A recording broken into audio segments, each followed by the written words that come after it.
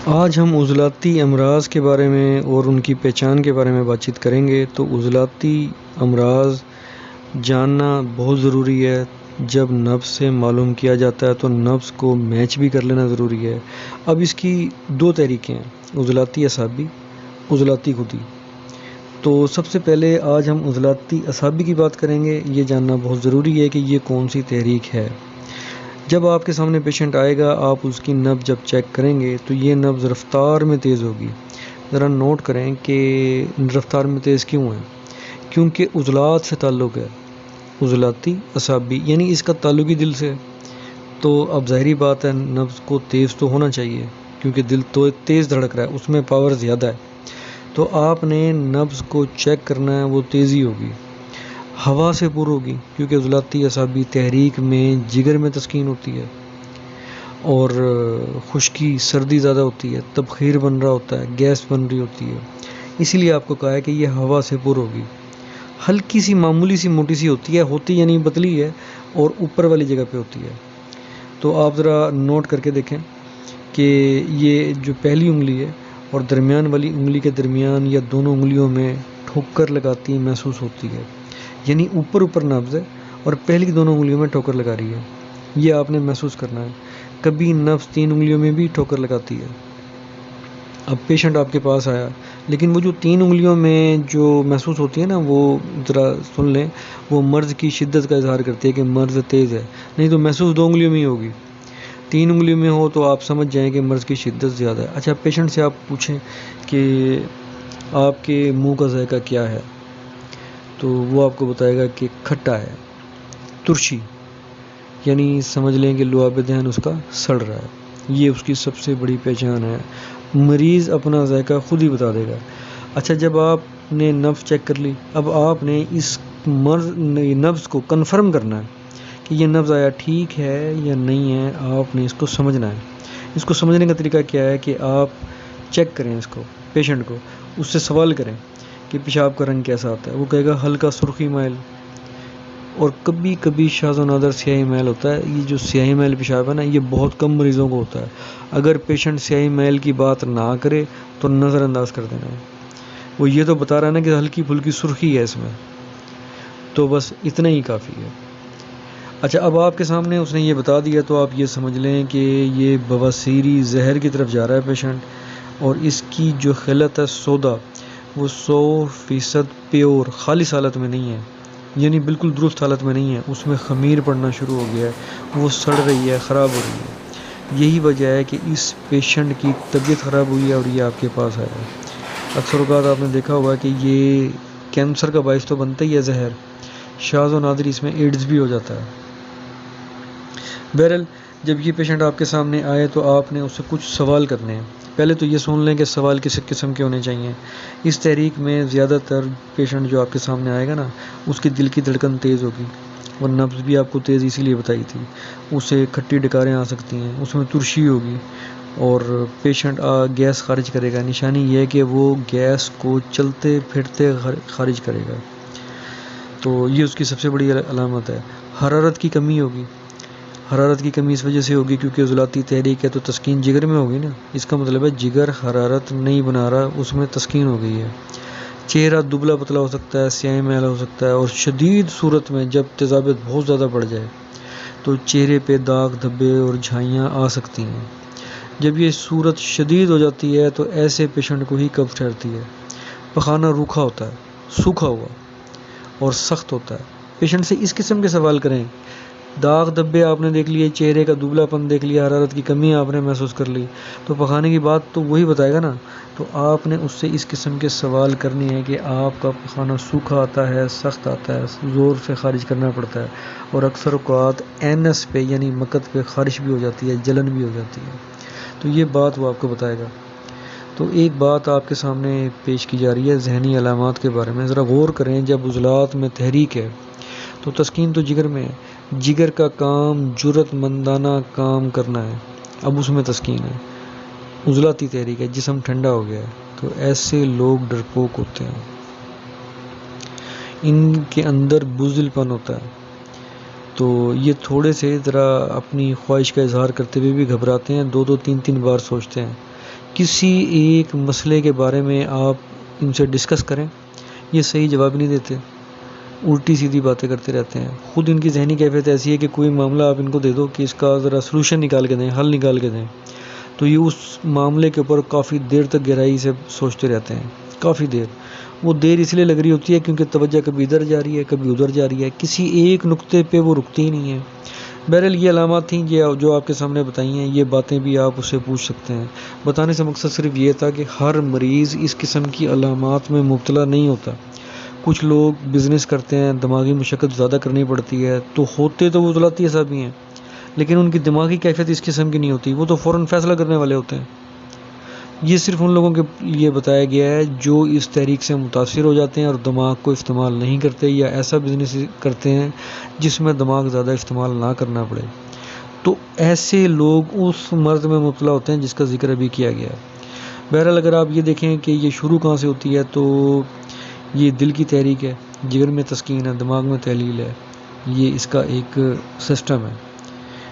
تسکین تحلیل کے فرق کو سمجھنا بہت ضروری ہے، جو آپ کے سامنے اس وقت بیان کر دیا گیا ہے. اب اس کا یعنی یہ سٹارٹ ہوتی ہے دائیں شانے سے لے کر جگر تک، لیکن جگر اس میں شامل نہیں ہے کیونکہ جگر تو دائیں سائڈ پہ ہوتا ہے نا. اب یہ ہے عضلاتی اعصابی، تو جگر اس میں شامل ہو بھی نہیں سکتا کیونکہ اس کا مزاج گرم ہے. تو جگر کو آپ چھوڑ دیں، باقی جو آس پاس کے اعضاء ہیں جیسے دایاں شانہ، بازو، سینہ، دایاں پھیپڑا اس تحریک کے زمرے میں آتے ہیں، آپ ان کو کاؤنٹ کر لیں. اب جگر تو دائیں سائڈ پہ ہے، تحریک بھی دائیں سائڈ کی ہے، لیکن جگر کو ہم نے شامل نہیں کیا. کیوں نہیں کیا وہ اب آپ کے سامنے وجہ آ گئی ہے. آگے چلتے ہیں. آپ نے غذا جو چننی ہے اس کے لیے وہ سوچ سمجھ کے چننی ہے. عضلاتی اعصابی پیشنٹ کو جو سب سے زیادہ سوٹ کرتی ہیں چیزیں، وہ انڈے کا حلوہ، میٹھا آم، دیسی مرغا. یہ جو اگر آپ کو اتفاق سے فارمی مرغی کھانی پڑ جائے تو صرف لیگز کا استعمال کرنا ہے، چیسٹ کو چھوڑ دیں. پھر آپ لیگز کسی حد تک عضلاتی غدی اعصابی ہو سکتی ہیں. ویسے آپ کو دیسی مرغا استعمال کرنا چاہیے، آج کل وہ کم اویلیبل ہے. تو تیتر، بٹیر یہ بھی آپ کھلا سکتے ہیں، سرسوں کا ساگ، تارا میرا کا ساگ، تو یہ آپ دیں. بکرے کا گوشت، سبز پیاز، آپ کو معلوم ہے پتوں والی پیاز بھی اسے کہتے ہیں، وہ آتی ہے، اس میں آپ انڈا شامل کر کے انڈے کو فرائی کر کے آپ کھلا سکتے ہیں. سوانجنے کا سالن دے سکتے ہیں. یہ ایسے پیشنٹس کے لیے بہت اچھی ہے. وہ ایک چٹنی بنتی ہے، وہ چٹنی بنا لیں، وہ چٹنی بھی آپ کبھی کبھی اس پیشنٹ کو دے دیا کریں. تو ادرک، سبز مرچ، پودینہ، زیرہ سفید، کالی مرچ، آپ نے ان سب کو رگڑ دینا ہے. ذائقے کے لیے تھوڑا سا ٹماٹر ڈال دیں، آدھا ٹماٹر ڈال دیں، پیسٹ بنا لیں. اگر آپ نے ٹماٹر نہیں ڈالنا کیونکہ وہ عضلاتی اعصابی ہوتا ہے تو کوئی بات نہیں، ان ساری چیزوں کا پاؤڈر بنا کے آپ نے تھوڑا سا لہسن بھی ڈالنا ہے، 3-4 جوے ڈال دیں لہسن کے. اب یہ پیسٹ سا بن جائے گا، اس پیسٹ کو گھی پہ فرائی کریں اور پیشنٹ کو دے دیں. یہ غدی عضلاتی بہترین غذا ہے. جب پیشنٹ اس کو استعمال کرے گا اس کو بہتری محسوس ہوگی، طبیعت اس کی بحال ہوگی. تو فارماکوپیا سے آپ عضلاتی غدی اور غدی عضلاتی کھانے وغیرہ چن کے اس پیشنٹ کو دے سکتے ہیں. اچھا، اس میں یہ نوٹ کرنا ہے کہ قیمہ کالی مرچ میں بنا ہوا ہے، یہ چیزیں بھی پیشنٹ کے لیے بہتر ہیں. سری پائے، کڑھائی گوشت، لیگ پیس ہی ہونا چاہیے، چیسٹ نہیں ہونا چاہیے فارمی مرغی کا. کوشش یہ کرنی ہے. تو چٹپٹی چیزیں پیشنٹ کے لیے ٹھیک رہتی ہیں، لیکن اکثر اوقات پیشنٹ کو انڈا نقصان دہ جاتا ہے. تو انڈا آپ اسے بتائیں ضرور، لیکن آپ اسے کہیں کہ انڈے میں چینی ڈال کے گھی میں فرائی کر کے پھر آپ نے استعمال کرنا ہے. ایسے روکھا انڈا نہیں کھانا، کیونکہ اکثر اوقات دیکھا گیا ہے کہ عضلاتی اعصابی تحریک کے پیشنٹس کو انڈے سے مزید قبض ہو گئی.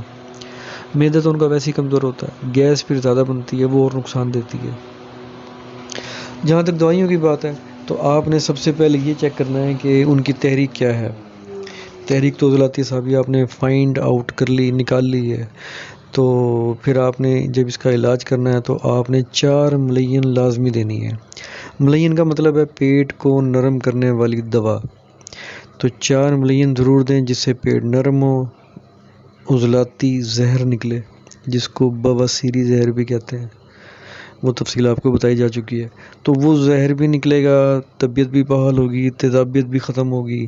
4 ملین کے ساتھ تریاک، تبخیر، 4 ملین جوارش کمونی دے دیں اسے. پیشنٹ سے آپ پوچھیں سب سے پہلے آپ کو تیزابیت تنگ کرتی ہے؟ اگر وہ بولے کہ تیزابیت مجھے تنگ کرتی ہے تو 4 ملین اکسیر جدید یہ 2 دوائیاں سب سے بہترین ہیں، تیزابیت باہر نکال دیتی ہیں۔ اگر وہ کہے کہ مجھے انتہائی شدید تیزابیت ہے، منہ کھٹا رہتا ہے، طبیعت اپسٹ رہتی ہے، دماغ گھما گھما اور غصیلا رہتا ہے، ایسے پیشنٹ بہت غصے کے تیز ہوتے ہیں، جنونی بھی ہوتے ہیں، تو یہ ہے کہ بزدل ضرور ہیں لیکن جنون بھی اس کو دکھاتے ہیں جن کے بارے میں ان کو پتہ ہو کہ یہ اس کے اوپر حاوی ہو سکتے ہیں۔ ہر کسی کو جنون نہیں دکھاتے کیونکہ اس تحریک میں جگر میں تسکین ہو جاتی ہے، تو تھوڑی سی بزدلی اصولاً آنی چاہیے۔